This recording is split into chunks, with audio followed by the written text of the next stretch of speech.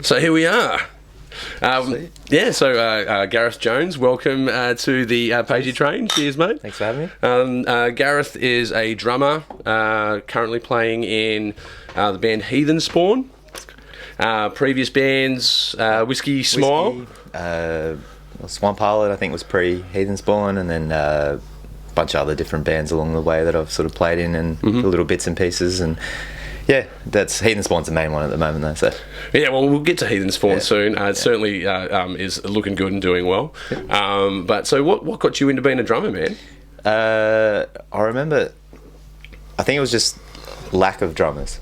Yeah. I wouldn't say it was necessarily a love of playing drums. I think it was kind of like the one that sort of gravitated to the back. Like, I was always sort of I guess the shy one as well. I didn't really want to be in the front. Yeah. And then there's not many drummers. It's better to be in demand than than just fighting for a spot. Yeah. So I think in reality, I think that was all it. Like we had someone who wanted to sing, someone who wanted to play bass. Well, is this back when you were a teenager, or? Yeah, this is back when we had a teenager. I remember we sort of talked about, I don't know, we were obsessed with, like Pantera and things back in the day. If you're not obsessed with Pantera, you've got to ask yourself some questions. Well, especially if you're a Western Sydney metalhead. Yeah, absolutely. I think it's a prerequisite. Yeah, and the Pantera videos, and that was always like, we thought we'd create a band like that, but you got to start somewhere. Yeah, well, clearly, I was inspired by similar things. Yeah. And you get that spark, and you go, right, I want to do that, but when you start pursuing that, and you realise you're not quite on that level. Yeah, that's right. 100%, and that's where we sort of got to, and I think I sort of took up drums. We wanted to do it in high school, and then a few strong mates were, the bass player and guitarist, and we thought, we'd do that. And it took me a while because, rightfully so, my parents didn't think I was very serious in it, because it was just and as if you're a parents, do you want your kid playing drums, or do you want your kid playing metal and playing drums? It's like, I think it's a bit of a double whammy. And look, they got that anyway. I just had to wait till I got a job and then had some money and bought a real shitty Percussion Plus kit, I think, from when Billy High was in Parramatta. Bought that with one of my first sort of runs of paychecks, and then that sort of started from there, and was annoying the parents and other people's parents ever since then, trying to in garages and looking for a space to play. Got a lot of stories about. Well, that's what I think that's why drummers are rare, right? Because it's hard to find a place, especially back then, to practice. Yeah. Unless you've got, not to say my parents weren't supportive, but unless you've got like some acreage in a soundproof room, or you're with muso parents or something. Like my parents weren't they love music, but they're not playing music and into music that way. Nah. I think I was sister tried to hand a guitar, and I tried that, but I was the only one that sort of stuck with it. My old man tried sax for a while there. He thought he was Bill Clinton, I think. It sort of sits around now, but I think I'm the only one that sort of stuck with it, and I'm quite stubborn, so we stuck through it, even though I sucked for well, you've got to go through that stage, man. You've got to go through that stage, and I think even looking back, sometimes when you get to a milestone, you're like, this is awesome, and then you get to another milestone and you look back at the previous milestone, you're like, oh, it's still not up to scratch there either. There's definitely a lot of milestones. Like when we first started, we played some hilarious but shit songs. Like, they were horrible. Like, you would not like, all of us were really bad, and we had thankfully Mick, who was in Whisky, he still has a car garage here in Penrith, and thankfully we were allowed to rehearse there whenever we wanted, but it sounded like you're in obviously a huge workshop, so it sounds great if you're trying to record like Metallica style drums in a hallway, but it sounded horrible, and we tried our best. We had a lot of fun. We created like a grunge band, which we did. Like, we had a blast. Like, did you get it out on stage? Yeah, we got it out on stage. We played for a number of years, and we got a demo that we recorded, and we also recorded an EP. But we did something quite, I guess, not the stock standard way. Well, why wasn't it stock standard? Well, I mean, we didn't know what we were doing. We just put on shows and a lot, which did that, but we also finished up by we we went out and did our own EP. We hired a house out in it was out sort of past Richmond, and we spent at one of our mates' places there and just recorded. Got some people. I was at SAE at the time. I think a couple of the guys there sort of joined us. We recorded our own thing. Spent a weekend there and just drank beer and did this recording. And then we decided, a few things happened. We broke up, and then we decided to have an EP launch show. After you break up? Oh, we broke up and we go, we can't. We've recorded something. We need to have that. So we're quite prominent in putting shows on at the Jolly Frog at the time. Oh man, I remember those shows, man. That was a really cool venue. It was great. Yeah. And we put on a lot of shows there, and we also did our like EP short launch final show there, and that was the sort of, I guess, the end of that, and sort of how Whisky sort of came to be about after that like band. So there's probably a few people that if they end up listening to what we put this up here that still have that CD, and I know a couple of friends that talk fondly about that stuff, and we had a great time, but it was it was a grunge band that we were kind of. It was what it was, and it is what it is. It is. Yeah. We had a blast, and I still look back. Still a hell of a lot of fun, though. They were a lot of fun, but it also helps get to the next progression of where you're at. That's that first step, right? Yeah. I just think it's a lot of musos I talk to in their first band, parts of their first band, they end up in their second band and third band and so 100%. on. It's a point like it's fun, and it's memories. Like, we didn't know what we were doing when you start a band like that, especially like late teens kind of thing. You have no idea what you're doing, and you think everything is amazing. Like, remember like playing a band comp, that was amazing, like, and they suck like, but it's amazing when you first do it. And like, I don't know, we played like a bikey place, and we were like, I remember doing like a fundraiser. I don't know if you remember ages ago, that Karen Brown girl that I think she got hit or something during a robbery, and she's a security guard. And I think yes, I do think I shot the guy. So we did something like that, and like that was just like a mind blower. Like, we're doing this fundraiser for we didn't know what we were doing. Like, we're playing to a bunch of bikies that sort of stared in their stern and like scared shitless, and but like when you look back at it, it's fond memories, and we put on like.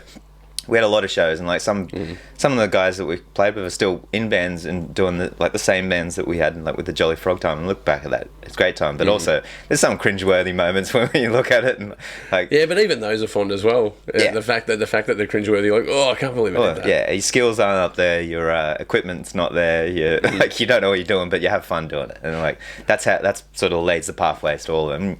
You've had the exact same, I'm sure. Oh, totally. Yeah, absolutely. Oh, but the only disappointment is I never got to play the Jolly Frog. I just missed the window with Alpha Degenerate to play there. Well, it's completely. It's gone now, isn't it? I haven't been out that way in ages. Yeah, no, I think the building's actually gone. Yeah. I think it burnt down.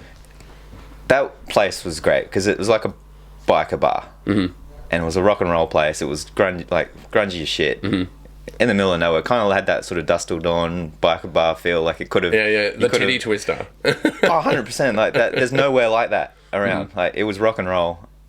I don't know what happened to the place, but I'm sure it was something. Oh well, look. All I know is that it burnt down. Yeah. We'll leave it at that. We'll leave it at that. Yeah. But that was a fantastic place. We played many shows. We put on many shows there, and that was sort of our go-to place, and like that kind of helped sort of create a little bit of a community there, and I guess we sort of try to keep that going when we get. I've talked to other musos that were around at that time playing at that venue, and they talk about that a lot. The Jolly Frog comes up a lot. And, I just wish I'd got to have that as a feather in the cap. Some key moments in there, like in I guess the Western Sydney scene. That was one of them. But when that went, like that left a hole, obviously. And we're still. Oh man, I was talking about this the other day. Trying to get a gig out west is pulling teeth. Yeah, it's doable. Yeah. It's totally doable when we've done it. We've done it before. Yeah, we have. We played shows together, and we put them on at Penrith Hotel, the Tats. Yeah. We tried a few other places. Like we tried up, like going up the mountains to Springwood and like Wallachia and things, and it just wasn't the same. You got to get the right crowd there. Yeah. You got to have the right people there. There's no point if you don't do that. And Penrith's had some like the Tats that had fans coming out of the woodwork in Penrith band. They always do. They do, but it never sticks around long enough to build up. Yeah, because it's so sporadic out here. If they see a show on, they'll go to the show, but they won't go to a second show. you know, No. or a third, or maybe perhaps they would go to a second show, but they won't go to the fourth, the fifth, the sixth. Yeah. So I think the way to really tackle Penrith would be to do like, I don't know, maybe like 3 big events a year. Yeah, but I think that's a way, like a good thing for any bands to do that. I don't think you should saturate. Like, Of course, yeah. like, We both, we've been there, we've tried that, and it doesn't work. It does not work at all. It's fun to get your licks and play on stage. Yeah. But if you keep playing the same venue week after week with the same crowd, you're gonna burn out. It's easier to keep going because it's fun and you have fun, but you're gonna burn your crowd out, and they're not gonna want to come unless it's an event. Like if you've probably know it yourself as well. Like you get on a roll and you go, let's just keep playing gigs, play gigs, and then you'll burn yourself out as well, and your crowd base. And I think it's the same. What happened with Penrith is it probably got pushed a couple of times too hard without sort of thinking like, you know, you got to build that up. And they never really had that. Like all the places are a little bit too big as well. And hopefully this will change. I've noticed. And you probably have as well, is like there's a change in Penrith now. Like there's actual... Yeah, totally. A few different pubs have opened up. Like small bars and stuff. Yeah, and there's more... niche cultures are more acceptable in Penrith at the moment, I'd say. It's changing. Like, and maybe that might open up the doors for someone to... Again, probably, you know, it's probably going to be hard because it will probably get shut down as quick as it does. But like a dive bar sort of scenario. Yeah. Oh, look, I just hope I'm round for the opportunity to play at Penrith again because I always have the best gigs at Penrith, man. 100%. They're always the best gigs. Well, it's because people eat it up. They love it. But you got to get them there. Man. But there's a market there. Yeah, there's enough people. There's people that are going to appreciate it. If you get it down, like you just don't expect that you're going to get the people that like to go clubbing to go there. No, well, no, nor would you. You want people that are interested to go, but I think out west, especially further out west, there's an interest there. Out your way, Marrickville. There's a lot of interest out there as well. There is, but there's not even that many venues out there either. Like you know what I mean? Like it's. I've been to a few underground events out there.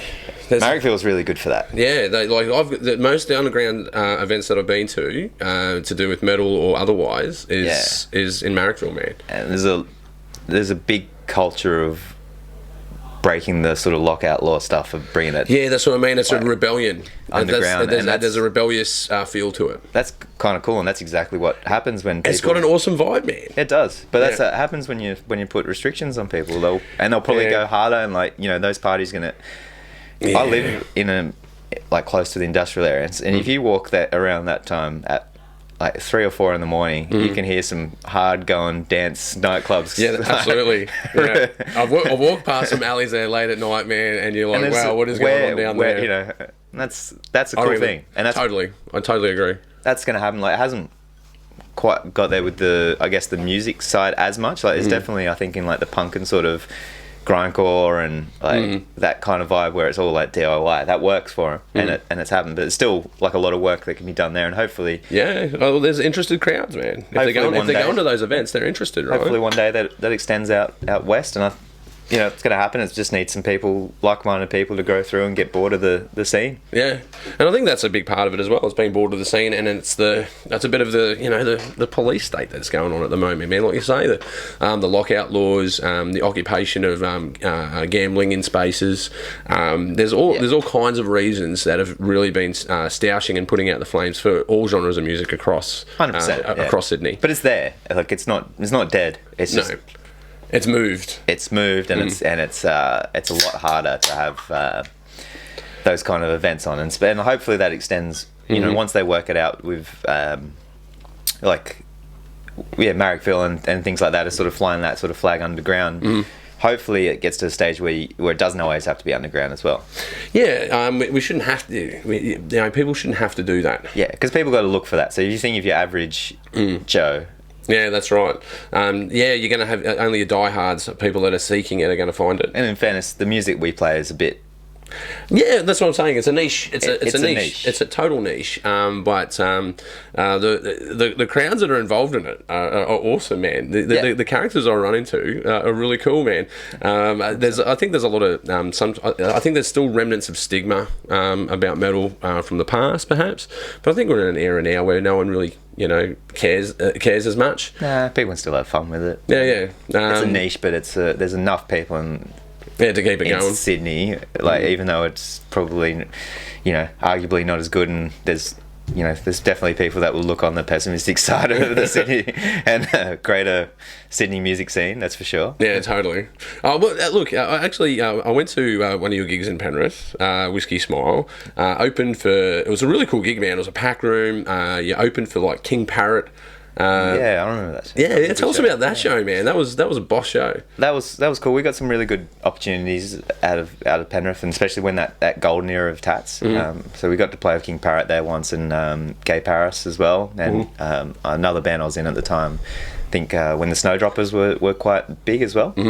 But that King Parrot show was next level, especially something like that at Penrith, because that was sort of, I guess they were still pretty underground, but that was when there was a lot of excitement about them. They were certainly at the top of the hill. Yeah, and we got quite a few opportunities there, which is good. And like someone like Gay Paris as well, which is more like our kind of music. Yeah.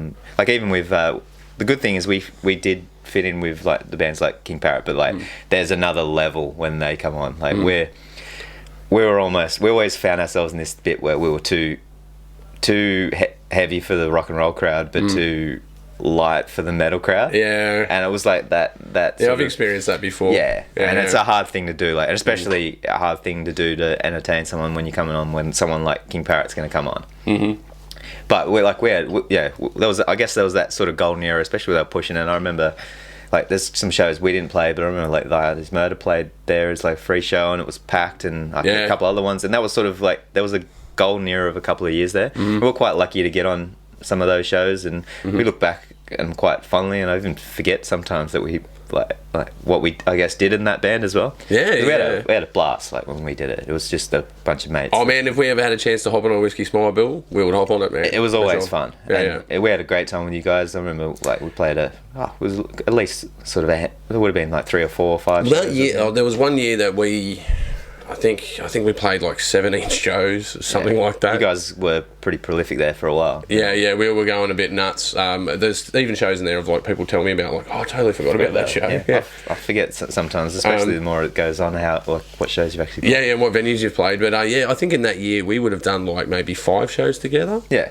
easily. That was a good period there. Yeah, maybe 18 months. About 5 or 6 shows in 18 months there. And I think it's sort of, especially most of our shows were in Penrith, because obviously that was easier. We did a couple of Sydney shows, and I think you might have even played with the other band that I had, Swan Pilot, for a while, and we were sort of doing the dual thing there. Yeah, that's right, yeah. Well, the first gig we played with you guys was the Baldface Stag, I think.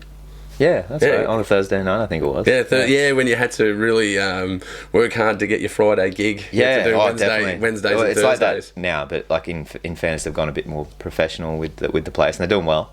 But yeah, I do remember that show. I remember one of our friends did the smoke machine on it and decided just to hold their finger on it. He couldn't see anybody out there. It was just couldn't even see Mick or anyone in front of me there. Yeah. No, that's always a good time though.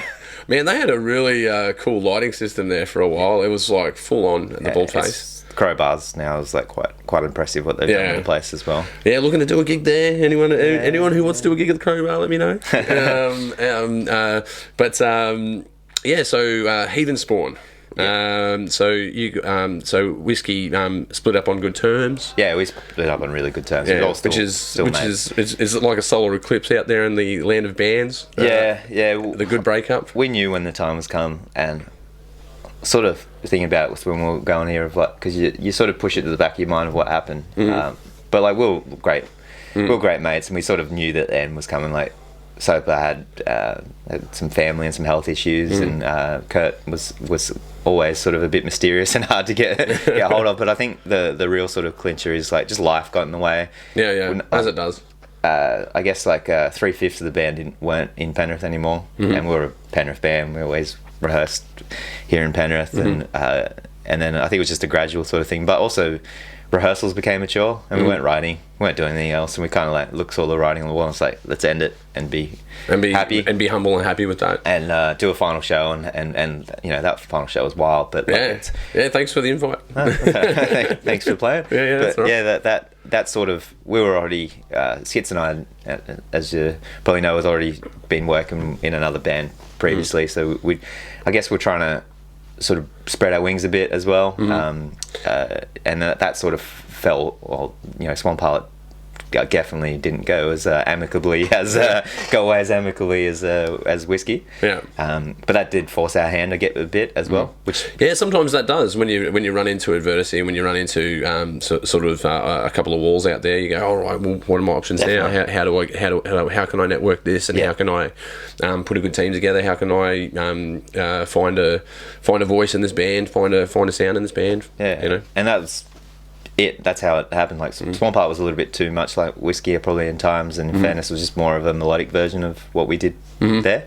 But then we've always had that inkling, and like I have as well, playing in like a much heavier band. It just took a long time to get there. And Heathenspawn is quite a lot heavyer than we've totally done. So I think a lot more evil. Oh man, it's day and night between Whisky, especially when it's party and beer drinking songs and Whisky and things to effectively, I think there's more theatrics and more story, more there's more of a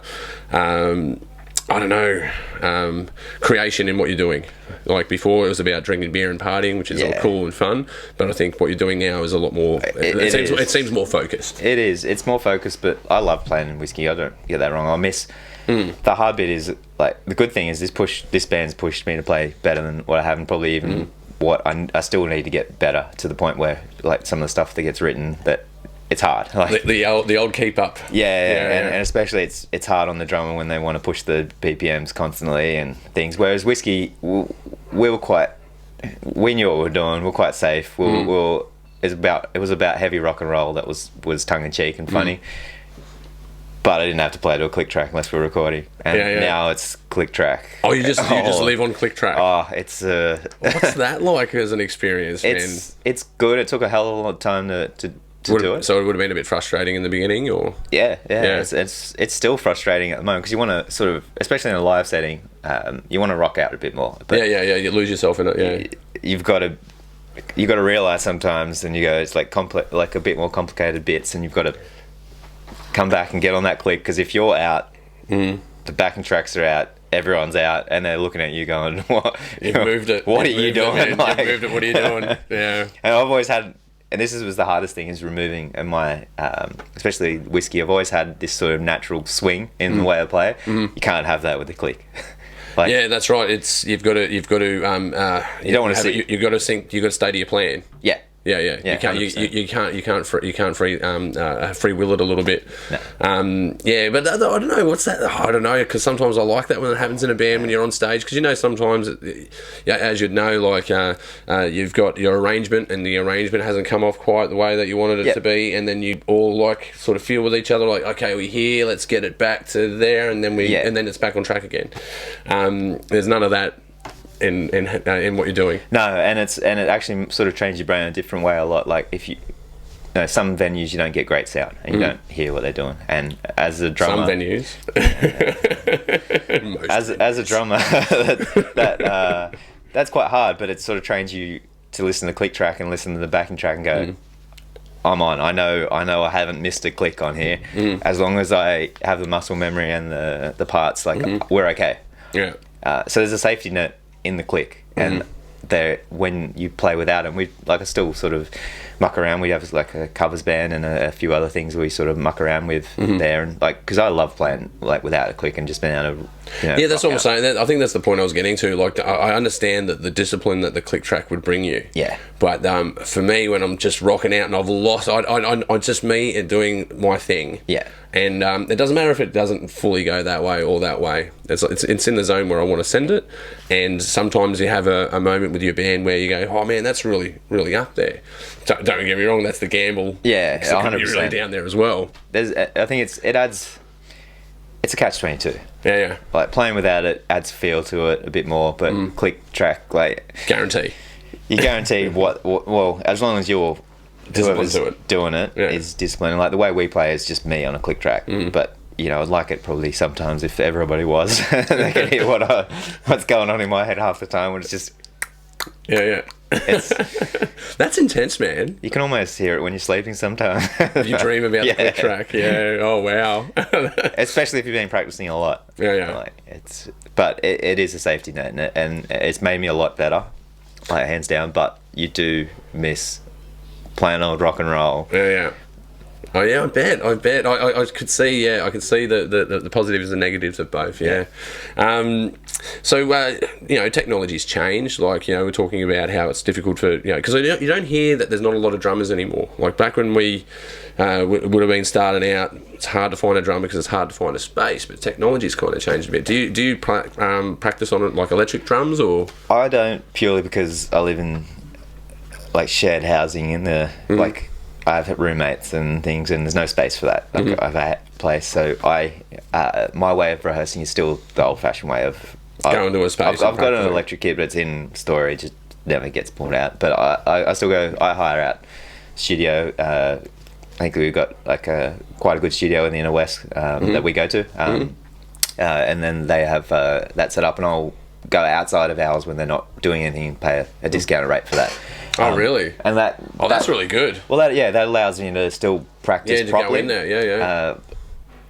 I would always like to practice more, and like that's trying to fit it in. But life gets away from you as well. Yeah, totally. It's about where your commitments are, and but I do try to do that quite regularly. But I don't know if that kind of what you're saying. I don't know if that's gotten. It means there's more drummers because it's electronic. Yeah, I don't know, because that's not something I hear. I hear that there's like when I talk to bands or you overhear conversation in bands. Yeah, there seems to be like more shortage of vocalists than drummers these days.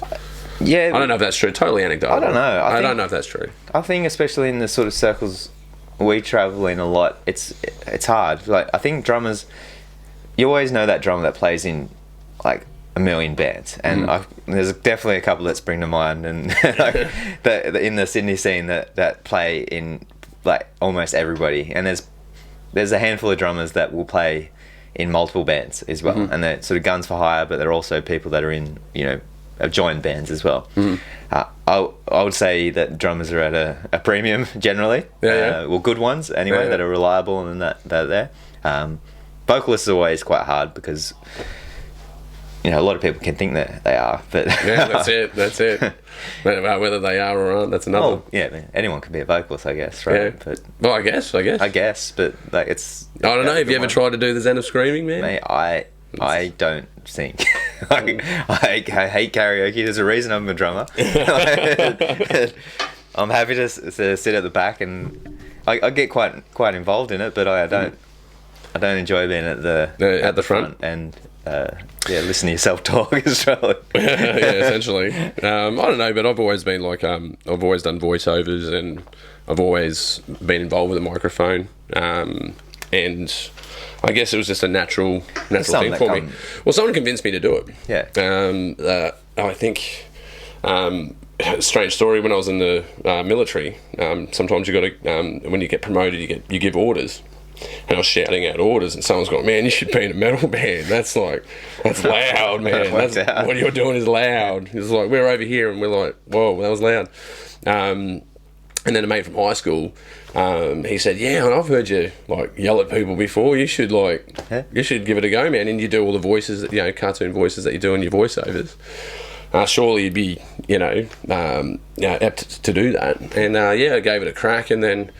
Man, was that a journey? Learning how to do guttural vocals is very difficult. How many times did you blow out your voice during that? Oh man, countless. Blowing out the voice wasn't so bad because when you almost blow out your voice, you think you can feel it about to happen, so you just go, "Well, that's it, I'm done." Yeah. You just put the mic down, stop. There's no point breaking your voice. Well, if you're rehearsing, but it's a bit harder when you're playing live, right? Oh, yeah. Oh, no, I've never broken it live. Yeah. Never broken it live. Probably helps the adrenaline or something maybe on top of it. Yeah. Well, but I certainly have, I call it blowing my microchip.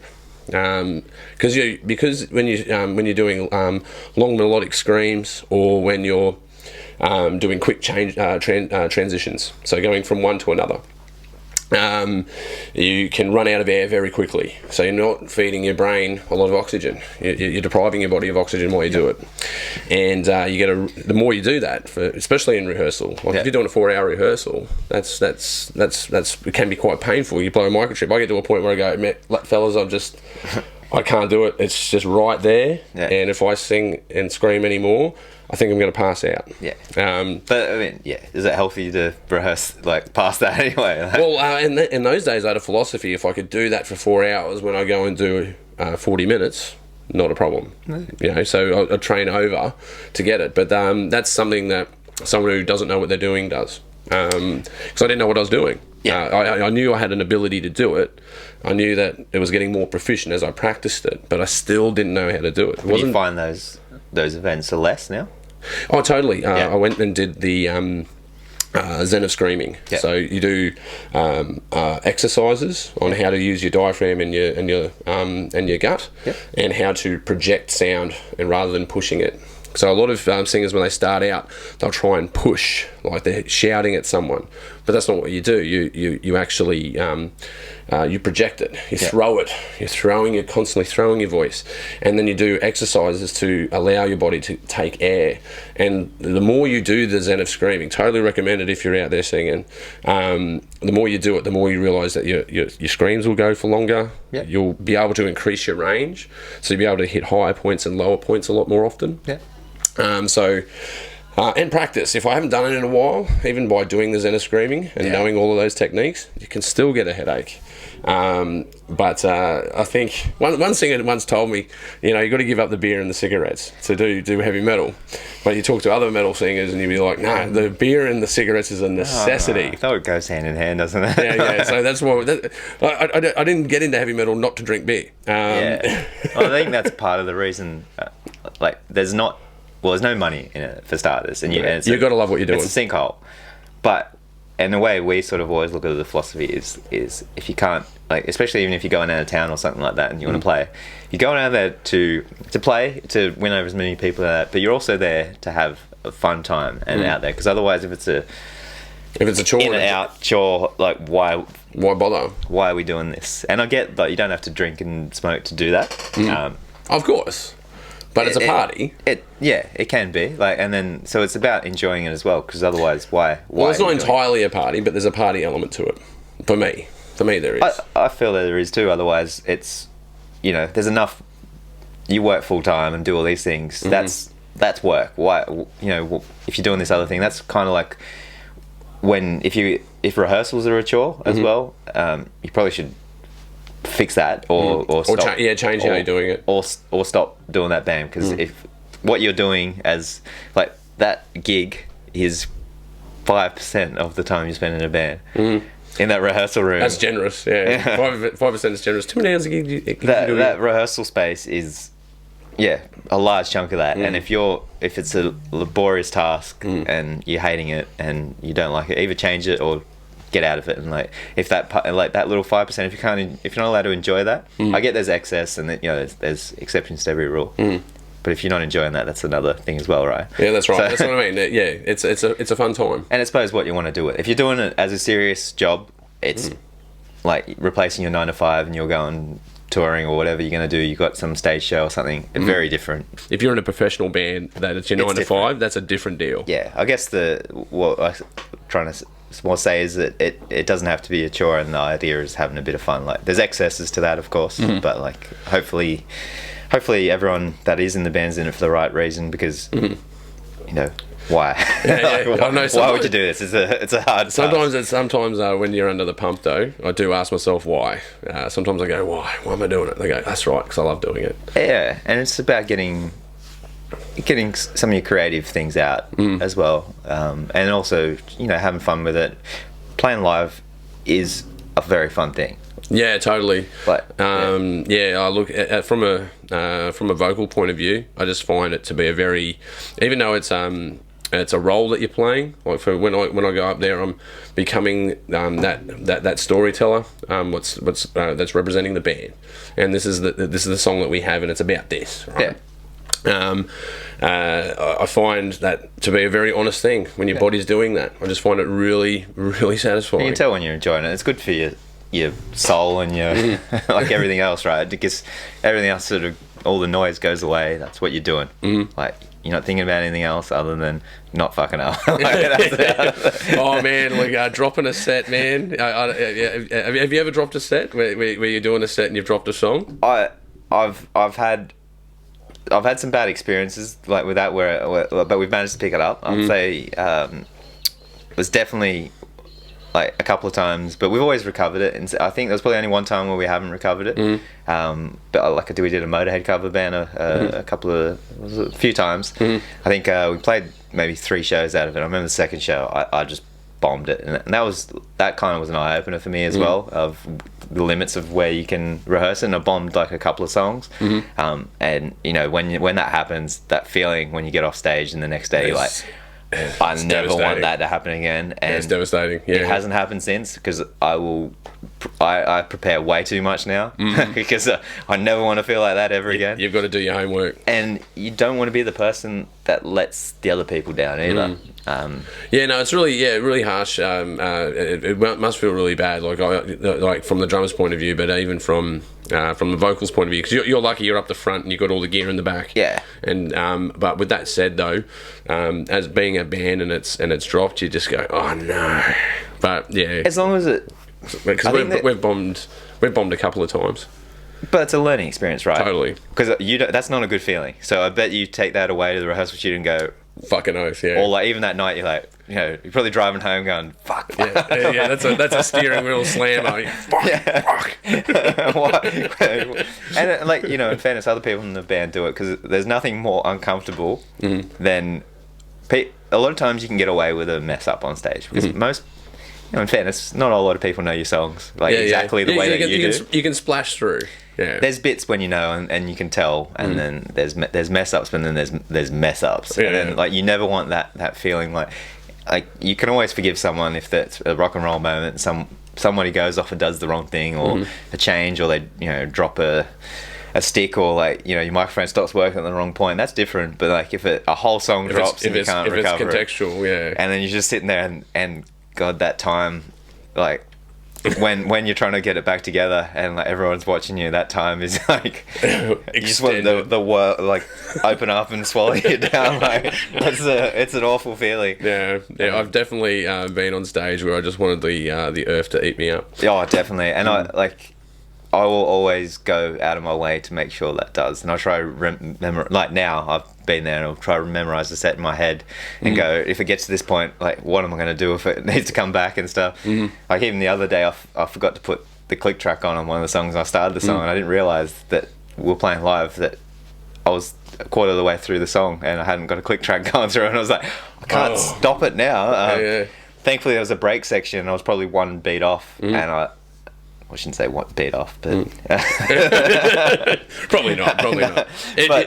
I just wanted to be sure that I was on. Yeah, that's it. And I managed to save it, but that was only because a pause break. I knew there was a pause break in it, and I knew the song well enough that I knew if I can get to this point without it sounding really bad, I can recover this. And I don't know if anyone noticed, like, you know, if maybe they did, who knows? But nobody said to me. Hey man, you were one beat off there. But like those kind of things, you're really. No, I saw you just making sure that you were on when you put your click track on. Yeah, all the way through. No one's going to say that. And the things like those are the kind of things you notice. But if you can pull those away and like pull it off in the end, even if it's slightly noticeable, it's okay. But like, you know, if it went completely awry, like there's things going off when you're on the wrong part, and then when it's all when it turns into a junkyard. And so, I think that's I guess the greatest lesson I've ever learned is prepare. But look, on the other end of that, man, when something comes together really well, like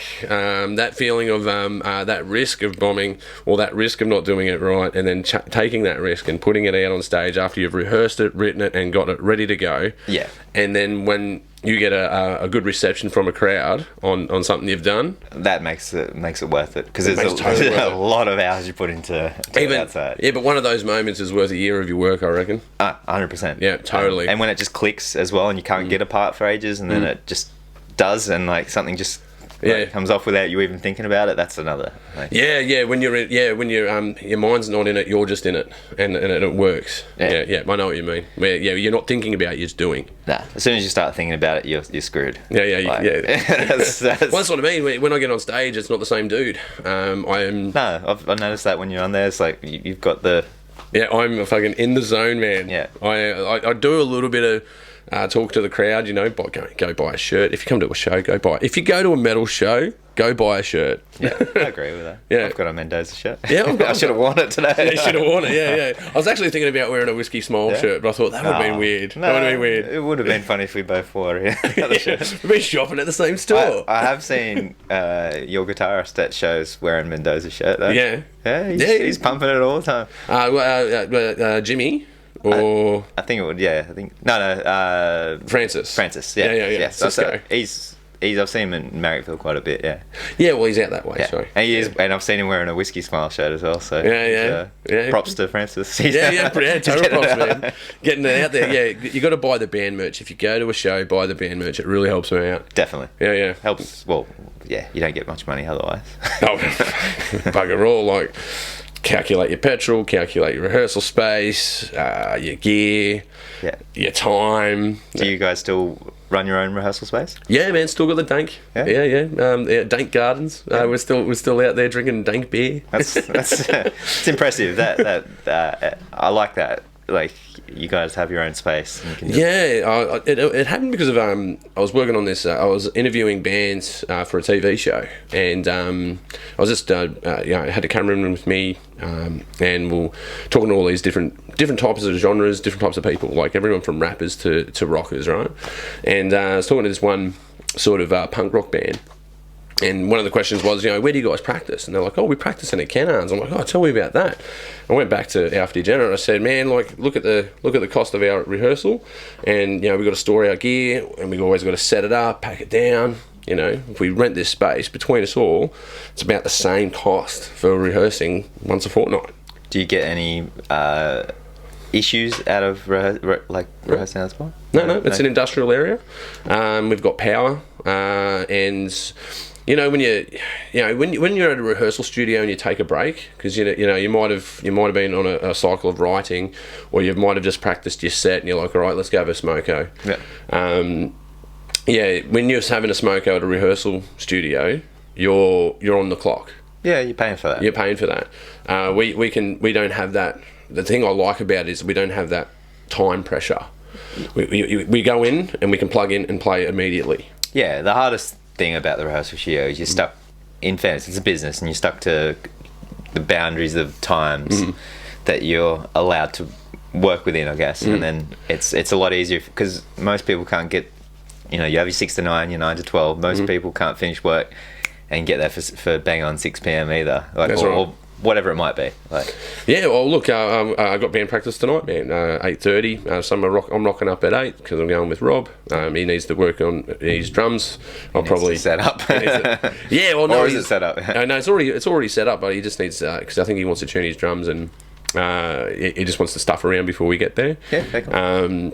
And other guys are like, I'm not finishing till 8, going to rock up at 8:30. So we can practice there at 3 in the morning. We can practice there at 12 on a Sunday. Yeah, you can do whatever you want. We can do anything we want, and it's really we've personalised the space. It's our space. Yeah, it's cool. I've seen some photos. You've had that since the Alpha days, right? Yeah, totally. Yeah. I think there was half the band when we went to go and spray paint it, because Steve rocked up with a box of spray paint, because we had all of these carpeted walls that we've put up in the space, and half the band's like, you guys going to spray paint it because it looks pristine. Yeah, and we're like, just gone.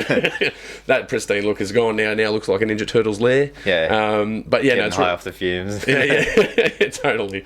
But look, there's also maintenance behind it. You got to keep, we got to have a spring clean every there, and once in a while, rubbish picks up in there. Like I am affectionate. Beer bottles. Yeah, beer bottles. But what I've done with the rug, what I stand on, is all of the different varieties of beer that have been taken there.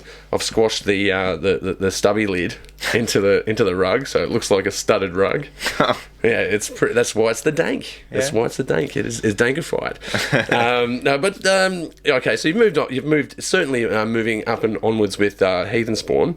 I think we were talking off air before, and you're like, are you guys going to Europe? What's that all about? We're heading to Metal Days end of next month. It's something we've been there for a while, and like we haven't done many shows. So this sort of come about because we were there last year. There was two of us or three of us that went over for it. And Ali, one of our guitarists, she's quite a lot more of a go-getter than perhaps Skits and I were at the festival. We spent a lot more time drinking and sleeping. While you're drinking and partying, she's out there networking, getting business cards, handing out your business card. She actually went out and sort of put us forward for this slot on this festival. This is a fantastic festival for anyone that's ever been. What's the name of the festival again? Metal Days in Slovenia. Okay. It's like it's beautiful nature. Like Slovenia's a lovely country. It's just this pristine sort of festival. It's like it's got like this flowing river that comes down off the mountain. It's freezing, but it wakes you up. It's like I don't know. I guess it's like a metal holiday in summer. It's hot. It's warm there. Yeah. It's a great festival, and we put ourselves forward for that, and we didn't really think of anything of it, and got an email sort of 3 or 4 months later, and we were there. Like he just gives us an opportunity there, and we're heading over for that in the end of July. Yeah, that's quite like a big step for us because we're only actually only going for that show. We didn't have enough time to put together anything else. And like leave and things is a bit short on a few things. You got to go to work, man. You got to feed the monkey. Yeah, 100%. And so that was a bit of a challenge, and so we're still sort of sorting out some of the logistics. But when we got the opportunity, like it's one of our favourite festivals in the world. We're going to go, and like there's we're playing on like with local bands and other bands from that on this stage. It's like one of the smaller stages, but still a great opportunity for us. And it gives us a name, and like we can say we've been over there. But there's some fantastic bands on that festival. Screw the name, screw the reputation. Just doing it, man. It's fun. And don't get me wrong, that's all good, but just go and do something. We're only playing the one day of the show, and then it's the first official day of the show, which will be good. We'll get it out of the way. Not to say out of the way in a bad way, but like it's done. Then we can sort of soak it up and the rest of the week. You don't have to experience all of the week and then do a show. No, because I think that would be bad. Like imagine just. I feel like just waiting I'd be around. fretting a little bit. Yeah. I'd rather get it done and then sort of have fun for the rest of the week. So we're actually going to the festival as well and spending the whole week there. We're actually treating this as a holiday. Yeah. But we're gonna try hard to impress, and we'll try get a bit of promo there, but we're literally going for that one show, and it's quite a big deal for us because it is the only like the 6th show that we've ever played or 7th show, so it's like going from like quite a lot. And like Chris, our singer, he's in quite a sort of big underground metal band. He's done quite a lot of touring. They've done Europe, done Asia a couple of times, and I think New Zealand and a few other places. So he's quite well versed, but we're not. So like actually trying to navigate through how you do this is a bit new to us. I think look, like an old saying goes, fake it a little bit until you make it. But at the same time, don't forget, man, you guys have totally earned to go there. It's definitely that, and like it's an expensive show. But if you treat it as a holiday, which we are, and a holiday that you get to play a metal festival at, So and then we'll see what we can get out of that, and got a few more shows. Like we haven't announced yet, but when we come back, like we've got some things to roll on from that, and we just sort of did. We released an EP a couple of years ago. We released sort of a split 7-inch that we did with another band from Sweden. We released that probably going back a month or two now ago. Okay.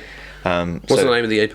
The EP is just self-titled, Heathenspawn, and then the split is, again, just there's no real name to it. It's just out there. But I mean, if you search for Heathenspawn, all one word on Spotify, it's there. A bit of a shameless plug.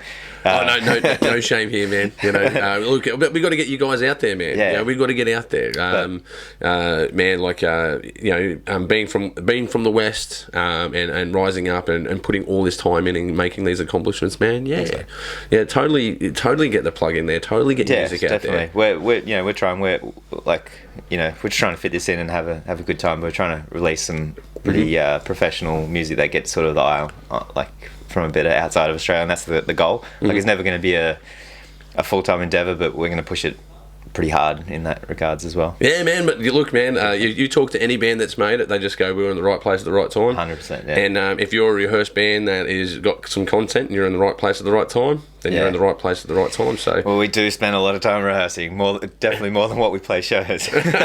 Oh, absolutely. I think most bands are like that. Yeah. Well, most bands, especially if you're in your 4th, 5th, 6th band, it would be mostly like that. I think this is probably the least prolific band I've ever been in there. Like, as in, we've done the most, but been the least.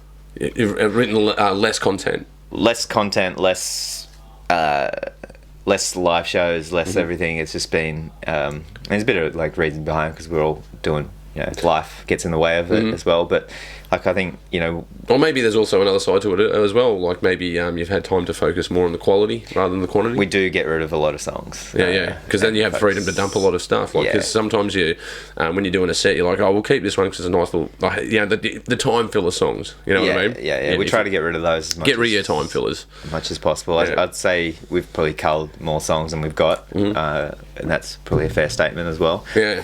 That's really good too. Yeah. Steve, our guitarist, he's pretty anal like that as well. He's like, no, fuck it, it's gone. And you're like, no, I like that song. We like it. No, it's gone. No. I'm dead to be. I'm going to move on. Oh, well, man, look, I think we're just about out of time. Thank you for coming onto the show. Thank you for being a part of the Pagey train. If you want to check out Heathenspawn, go on to Spotify and check them out on Facebook to see their upcoming shows. And mate, good luck in Europe. What a great feather to get in the cap. Legend. Thank you very much. Yeah, not a problem at all. Thanks, man. Cheers, mate. That's it. Thanks, man. Yeah, man, that was really good. Thank you.